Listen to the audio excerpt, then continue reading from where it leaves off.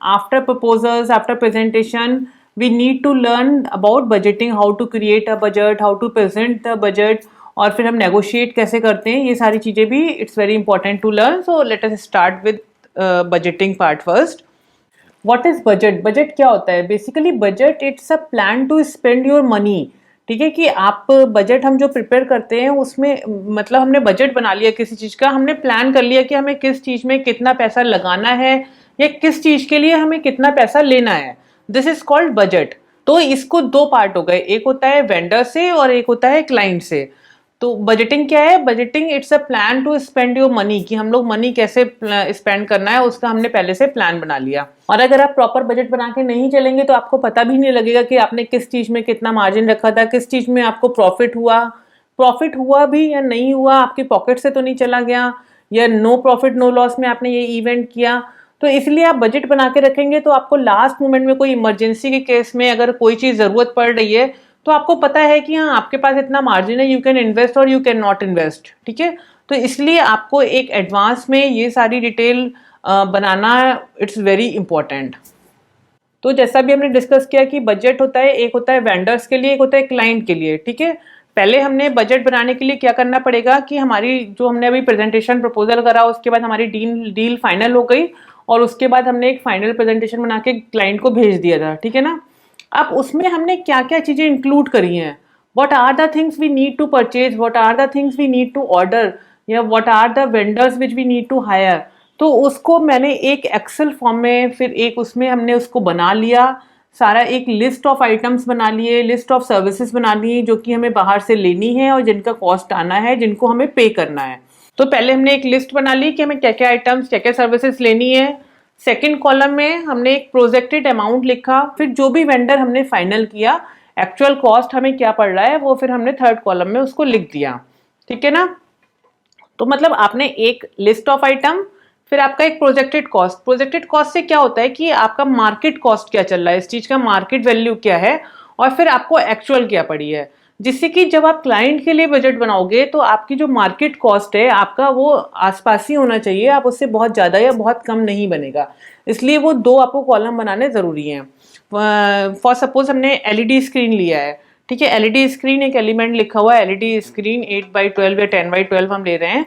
तो फिर उसमें प्रोजेक्टेड अमाउंट में जो हमने 2-3 वेंडर से बात करा हमने वो मेंशन कर दिया कि 200 रुपीज़ स्क्वायर फीट या 150 रुपीज़ स्क्वायर फीट इसका जो मार्केट रेट चल रहा है. फिर एक्चुअल कॉस्ट जब हमने एक वेंडर फाइनल किया 2-3 में से, हमने उसके के साथ नेगोशिएट करा तो हमें वो क्या पड़ रहा है कि 100 रुपीज़ स्क्वायर फीट पड़ रहा है या 125 स्क्वायर फीट पड़ रहा है, फिर हमने उसको एक एक्चुअल कॉस्ट में लिख दिया. तो वो जो हमने प्रोजेक्टेड 150 रुपीज़ स्क्वायर फीट लिखा था जो कि मार्केट रेट है, वो रेट फिर हम क्लाइंट को दे सकते हैं, क्योंकि वो और कहीं भी इंक्वायरी करेगा या तो उसको वही वो रेट मिलेगा या हमारा बहुत डिफरेंस नहीं मिलेगा. तो हमारा बजट में चीज़ें इंक्लूड होती हैं इवेंट्स में, वो आपका venue cost, food, decoration setup, marketing, audio video, light, sound, DJ, artist, gift and giveaways, photography, makeup artist, mostly ये सारी चीज़ें आपकी इंक्लूड होती हैं. And we need to be very careful, हमें क्लाइंट को स्टडी करना आना चाहिए कि क्लाइंट है वो किस लेवल का है, क्या क्या वो एक्सपेक्ट कर रहा है. बहुत बार होता है कि आपने बहुत लो कॉस्टिंग दे दी तो वो हमें अंडर एस्टिमेट कर सकता है कि इस कॉस्टिंग में ये क्या काम करेंगे, क्वालिटी नहीं दे पाएंगे. और आपने ज़्यादा कॉस्टिंग दे दी तो हो सकता है वो आपको पलट के कोई कॉल भी ना करे या आपसे बात भी ना हो.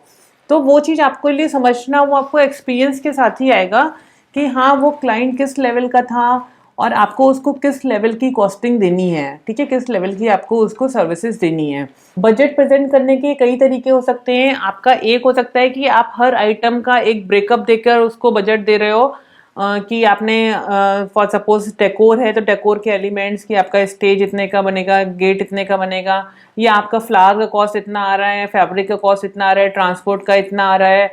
आप इवेंट्स है तो उसमें साउंड डीजे इतना आएगा, उसका लाइट्स इतना आएगा, आर्टिस्ट इतना आएगा.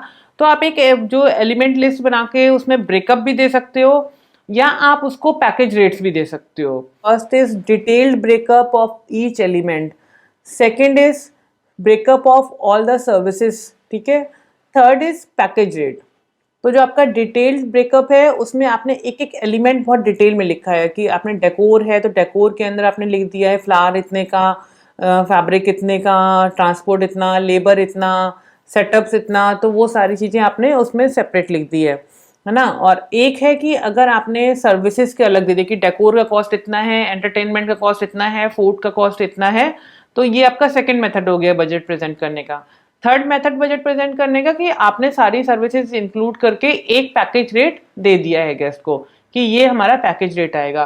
तो ये भी डिपेंड करता है, कई बार क्लाइंट हमसे एक्सपेक्ट करते हैं कि आप पैकेज रेट दो, हमें तो सारी चीज़ें चाहिए, हमें नहीं मतलब है कि आप किसको कितना दे रहे हो, हमें हमें आपको कितना पे करना है आप ये बताओ। कई बार क्लाइंट ये एक्सपेक्ट करता है, कई बार वो कहता है आप हमें हर चीज़ का ब्रेकअप दो जिससे मैं उसमें क्या ज़्यादा पड़ रहा है तो वो मैं कम कर सकता हूँ, या किस चीज़ का मुझे ज़्यादा लग रहा है वो मैं आपको बता सकता हूँ। तो बहुत बार क्लाइंट एक्सपेक्ट करते हैं कि हम उनको हर चीज़ का अलग अलग, हर एलिमेंट का अलग अलग ब्रेकअप दें। तो हमारे लिए वो डिफिकल्ट होता है कि हम किस में मार्जिन ऐड करके दें या किस में नहीं मार्जिन ऐड करके दें। तो हम लोग हमेशा प्रेफर करते हैं कि नहीं आप पैकेज रेट ले लो, हम पैकेज रेट आपको दे रहे हैं। But in many cases, we have to provide the breakup. We have to provide the detailed element list with breakup of each and every elements or each and every services. Now, negotiation with your vendor and negotiation with clients. जैसे budget में भी हमें vendors और client दोनों से करना था deal, same is the case with negotiation. Negotiation एक होता है कि आप अपने वेंडर से कैसे नेगोशिएट कर सकते हैं और क्लाइंट से कैसे कर सकते हैं। तो वेंडर्स के लिए हम एक बार और भी डिस्कस कर चुके हैं, उसका बेस्ट यही है कि आपने एक मार्केट रेट लेके रख लिए हैं, वेंडर्स का सारा काम देख लिया है, आपको लगता है कि हाँ इसके रेट अभी ज़्यादा हैं, आप अपना वेंडर्स के साथ आप जितना ऑनेस्ट रहोगे, जितना अपफ्रंट रहोगे उतना बेटर रहेगा। आपने वेंडर को बोल देना है कि हमारा ये बजट है और हमें यही सर्विसेज चाहिए हैं, अगर आप कर सकते हो इट्स वेल एंड गुड। और उसमें कोई बहस, कोई लड़ाई, कोई आर्ग्यूमेंट्स ये करने की ज़रूरत नहीं है, क्योंकि हमें नहीं पता कि हमारे अपने अभी इतना बड़ा करियर है, हमें कब किसकी ज़रूरत पड़ जाए। तो हर किसी से रिलेशनशिप बना के रखना है। नेगोशिएशन का मतलब ये नहीं होता है कि आप हमेशा बहुत हाइपर हो जाओ, है ना, कि आप नेगोशिएशन लड़ाई पे आ जाए। आपको you have to be very cool रह के बात करिए। इन केस आपको लगता है कि वेंडर हमें यही चाहिए बट वो नेगोशिएट करने को तैयार नहीं हो रहा है, तो आप उसको कुछ दिन का टाइम दे दीजिए। आप बोल दीजिए कि अगर आप इस रेट पे कर सकते हो आप कल तक कंफर्म कर देना, आप परसों तक कर देना, और अदरवाइज हम किसी और से फिर कर लेंगे। तो अगर वो कर सकता होगा, हर किसी को बिजनेस चाहिए, हर किसी की अपनी लिमिटेशंस होती हैं, क्योंकि उनके पास भी टीम है, उनको भी पे करना है, वो भी बिजनेस कर रहे हैं। तो अगर उनकी जो बजट है उनको अलाउ करेगा तो वो ज़रूर सर्विसेज प्रोवाइड करेंगे। आप वेंडर्स को हमेशा ऐसे देखो, जहां आप हो वहाँ वेंडर्स है, पैसे तो हमें लेना है क्लाइंट से, ठीक है ना। तो वेंडर्स को हमेशा एज अ टीम मान के चलिए और उनके साथ बहुत आराम से, बहुत प्यार से नेगोशिएट करिए कि एक हमारा रिलेशन भी बना रहे। And then negotiation with client, जो आपका नेगोशिएशन स्किल्स, जो टैलेंट ये है, ये यहाँ पे टेस्ट होता है आपका। अगर क्लाइंट ने आपको एक पर्टिकुलर बजट दे रखा है कि मुझे तो इसी बजट में चीज़ें चाहिए, तो इट इज़ ऑलवेज बेटर कि हाँ आपको इस बजट में हम ये वाली चीज़ दे पाएंगे, इस बजट में हम आपको ये वेंडर देंगे, इस बजट में ये वाला केटर्स देंगे। आप उससे बहुत ओपनली, बहुत ऑनेस्टली उस चीज़ को डिस्कस कर सकते हो। एंड देन अगर वो आपसे बहुत कम प्राइस एक्सपेक्ट कर रहा है, आप नहीं कर सकते हो, तो आप ये भी ट्राई कर सकते हो कि आप प्राइस ही रखिए, मैं उसमें ये चीज़ें इंक्लूड कर सकता हूँ। आप पहले से ही प्रिपेयर होके जाओ कि क्या चीज़ आपको कॉस्ट बहुत कम करेगी या नील करेगी, जो चीज़ें आप जितने मैक्सिमम इंक्लूजन्स दे सकते हो। फॉर सपोज आपने कोई चीज़ बस जो 5 सर्विसेज इंक्लूड करके दी, आपने वो कॉस्टिंग दी, उसने कहा नहीं ये कॉस्टिंग मेरे बजट में नहीं है, तो आप पहले से प्रिपेयर हो, you can include 2 to 3 more services, जो भी आपका बहुत मिनिमम कॉस्ट आती हो वो आप इनको इंक्लूड करके दे सकते हो। तो कई बार इस तरह से भी आपकी डील बन जाती है कि आपने अमाउंट में नेगोशिएट नहीं किया, बट हाँ आप सर्विसेज बढ़ा सकते हो उसमें।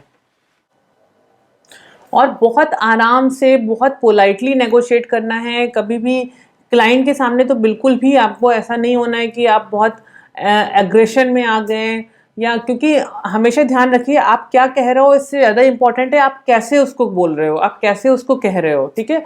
तो आपका लैंग्वेज, आपका बॉडी लैंग्वेज और आप किस तरह से कह रहे हो ये बहुत मैटर करता है। और आप जब भी साथ में बैठे हो, आप नेगोशिएशन कर रहे हो, हमेशा आप उसको ये दिखाओ कि हाँ आपके लिए उस क्लाइंट से आपकी रिलेशनशिप मैटर करती है, यू केयर, आपके अंदर आप उसको ही बहुत केयर करते हो, एक पर्सनल फील दो। स्पेशली वेडिंग में तो आपको एक फैमिली, एक पर्सनल फील देना बहुत इंपॉर्टेंट है। So this is all for today, see you in the next video, till then stay safe, bye bye.